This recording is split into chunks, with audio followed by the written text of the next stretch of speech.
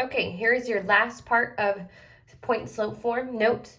Now we're going to look at a word problem, and we're going to go ahead and piece out all of the information from this word problem. So again, we're dealing with point slope form. Number one, you're an avid coin collector. You decide to start keeping better track of your coin collection. So after 15 days, you count and find out that you have 155 coins. So after 15 days, you have 155 coins. After 22 days, you have a total of 218 coins. So you want to think about what kind of equation are we going to come up with, and what information do they give us? There's no description as to what our slope or y-intercept would be, so we can't directly write the equation from there. So the first problem says that we're going to write the equation in point slope form. So we also need to define our variables here. In order to write this in point slope form, you want to go back and remember, point slope form is y minus y1 equals m parentheses x minus x1. So we'll go ahead and write this off to the side so we remember that. Y minus y1 equals m parentheses x minus x1. So we want to first identify what do they give us. So there's two ways to think about this. After 15 days, you can count and find out you have 155 coins. So your coins depend on the days that pass. So you can think about this as a point, 15, 155. And after 22 days, 22, 218 coins have been collected. So now you can visually see I have 2 points, and if I need to write this in point slope form and define my variables, I want to identify that my x's are going to be the number of days and my y's are going to be the number of coins. So I can come up with these 2 points based on that information. Now that I know those 2 points, I can then find my slope. Find m. So if you find m, you're going to take y2 minus y1 over x2 minus x1. So I'm going to draw my division sign with my subtractions and go ahead and label my points. Here I have x1, y1, x2, y2. So y2 is 218 minus y1 is 155. x2 is 22, x1 is 15.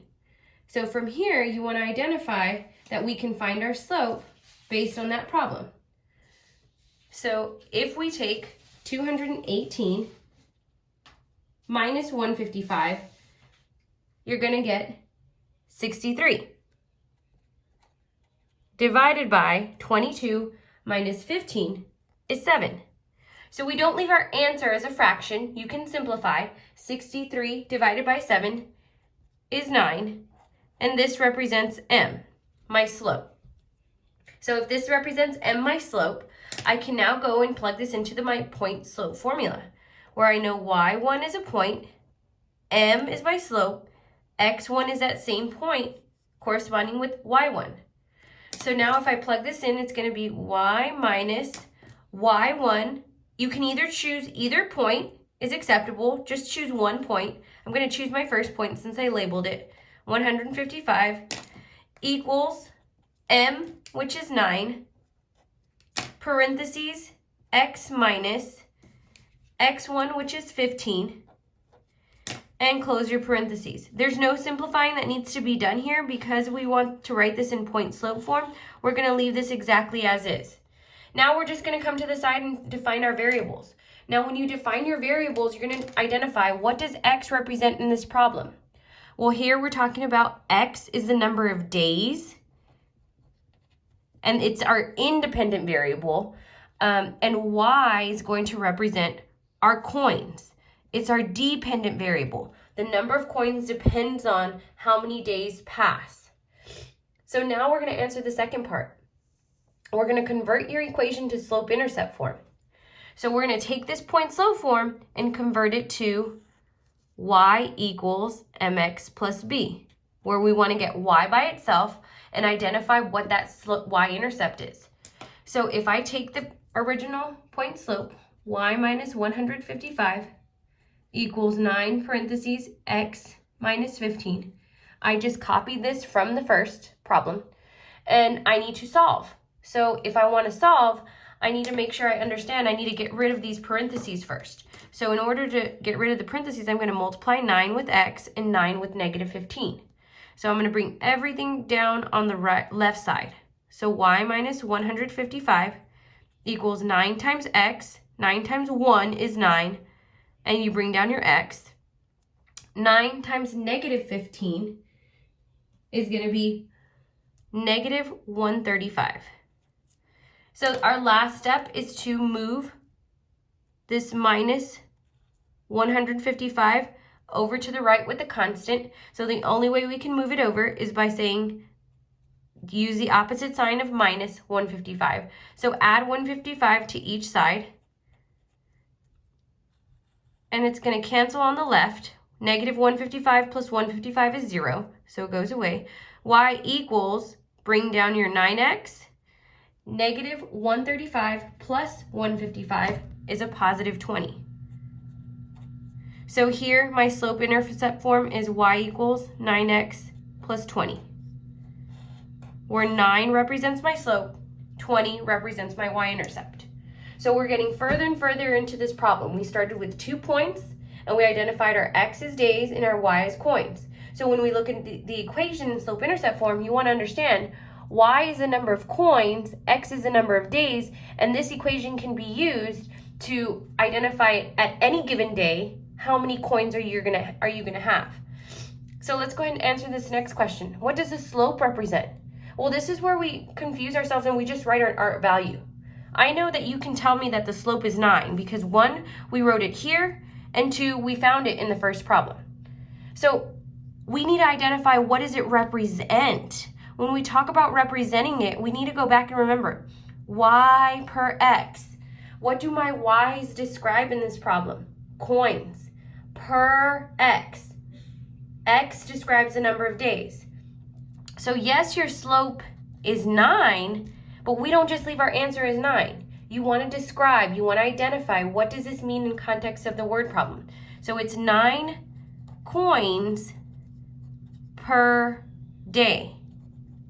This is how you answer what the slope represents in the equation. 9 coins per day. Now we're going to answer letter D. How many coins did you start with? Well, when you start with a certain value, it's the initial amount. And you want to go back and think about in word problems, what did we describe as the initial amount? When we describe the starting value, the initial amount, it is the y-intercept of your equation or of your graph. So if I look at the equation, y equals 9x plus 20, you need to recognize that 20 is your b value. 20 is your y-intercept. So here, if 20 is my y-intercept, it means I began with 20 coins. So you can write, I started with 20 coins. To really identify, what does that mean? What does that starting value mean? It means I began with 20 coins because that is my y-intercept for the problem. And so my last question is asking, after how many days would you have 425 coins? Well, you want to recognize days is x. So you don't know what that x value is, but you are given the y value for your coins. So you have to think about, where would I plug this in, for x or for y? So if I have the equation y equals 9x plus 20, and I know x represents days, that's what I'm looking for. Y represents coins.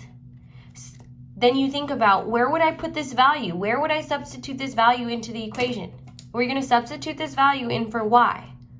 So you're going to have 425, because that represents my coins, equals 9x because I don't know what x is. I need to find out how many days. I need to find out x plus 20.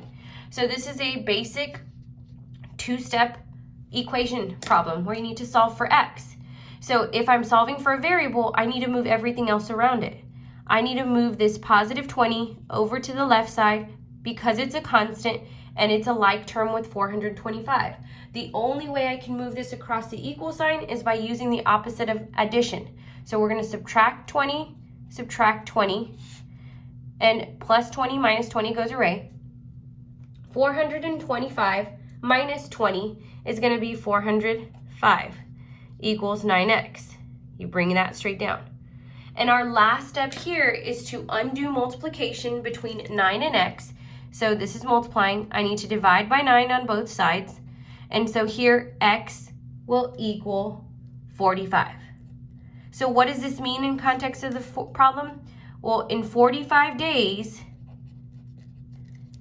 you would have 425 coins. So now it's going to be your turn to practice. If you need more time, you can go back and rewind or ask your teacher during your Zoom time or Flex.